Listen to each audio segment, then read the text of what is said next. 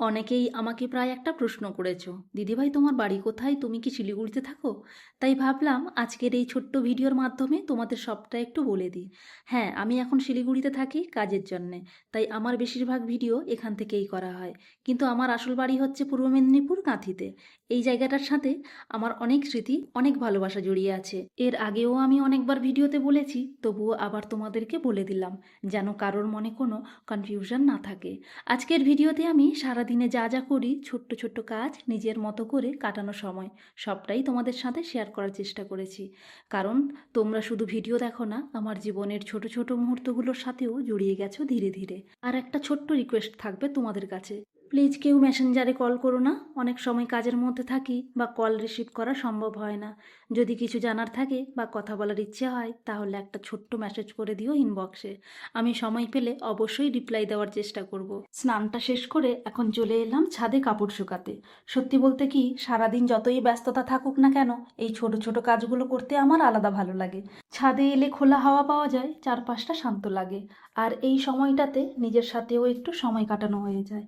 অনেকেই ভাবো হয়তো ভিডিওর বাইরে জীবনটা খুব আলাদা কিছু, কিন্তু বিশ্বাস করো, আমার দিনগুলো এমন সাধারণভাবেই কাটে। ঘরের ছোট ছোট কাজ, নিজের কাজ সামলানো, আর তোমাদের সাথে এই মুহূর্তগুলো শেয়ার করা, এই নিয়েই আমার প্রতিদিন। দুপুরে রান্না বান্না তো করতেই হবে, তাই চলে এলাম রান্নাঘরে। রান্নাঘরের ছোট ছোট কাজগুলো আগে গুছিয়ে নিলাম, কারণ রান্না শুরু করার আগে সব কিছু একটু ঠিকঠাক করে নিতে আমার ভালো লাগে।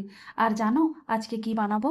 আজকের মেনুতে আছে মটর আলু তরকারি আর ডিমের কারি। আসলে কাল রাতেই মটরটা ভিজিয়ে রেখেছিলাম, ভেবেছিলাম সকালে উঠে বানাবো, কিন্তু সকালে আর সময় হয়ে ওঠেনি, তাই ভাবলাম দুপুরেই বানিয়ে ফেলি। প্রথমে মটর আর আলু সেদ্ধ বসিয়ে দিলাম, তারপর রান্নার জন্যে যা যা দরকার, পেঁয়াজ, আদা, রসুন, টমেটো আর ছোট ছোট মশলা সব একে একে গুছিয়ে নিলাম। রান্না করার আগে এই প্রস্তুতিগুলোর সময়টা আমার খুব ভালো লাগে, কারণ সব কিছু সুন্দর করে সাজিয়ে নিলে কাজও করতে অনেক শান্তি লাগে। আমার ভাতটাও হয়ে গেছে, এবার ভাবলাম প্রথমেই মটর আলু তরকারিটা বানিয়ে নিই, তারপর ধীরে ধীরে ডিমের কারিটাও তৈরি করে ফেলবো। সত্যি বলতে রান্না করতে করতে যখন মশলার সুন্দর গন্ধ পুরো রান্নাঘরে ছড়িয়ে পড়ে, তখন আলাদা একটা ভালো লাগা কাজ করে। তোমাদেরকে দেখাই কিভাবে আমি মটর আলু তরকারি বানাচ্ছি, তারপর দেখাবো ডিমের কারি বানানোর পুরো প্রসেসটা। আর হ্যাঁ, তোমাদের আজ দুপুরে কি রান্না হয়েছে সেটাও কিন্তু অবশ্যই কমেন্টে জানিও। তোমাদের বাড়ির মেনু জানতে আমার কিন্তু ভীষণ ভালো লাগে। খেতে বসে গেলাম। অনেক কাজের পর এবার একটু শান্তিতে খাওয়ার পালা। আজকের এই সিম্পল হোমমেড লাঞ্চটাই আমার কাছে সবচেয়ে বেশি ভালো লাগার। তো তোমাদেরকেও আমার খাওয়াটা একটু দেখাই। খাওয়া দাওয়াটা শেষ করলাম। খাওয়ার পর একটু হাঁটাচলা করা আমার খুব অভ্যেস, তাই আবার চলে এলাম ছাদে। সত্যি বলতে আজকের ছাদে এসে খুব ভালো লাগছে। কাল রাতে এত বৃষ্টি হলো, চারপাশটা একদম ঠান্ডা আর ফ্রেশ হয়ে গেছে। আর আজকে সকাল থেকেই কি সুন্দর ঝকঝকে রোদ বেরিয়েছে। আকাশটা একদম পরিষ্কার, দেখতে ভীষণ শান্ত লাগছে। তো ভাবলাম একটু সময় এখানেই বসেই কাটাই। কিছুক্ষণ হাঁটলাম, একটু খোলা হাওয়া নিলাম।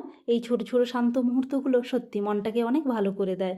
সারাদিনের এত কাজের পর এমনভাবে একটু নিজের সাথে সময় কাটাতে আমার খুব ভালো লাগে। আর তোমাদের সাথে এই ছোট ছোট মুহূর্তগুলো শেয়ার করতেও ভীষণ ভালো লাগে।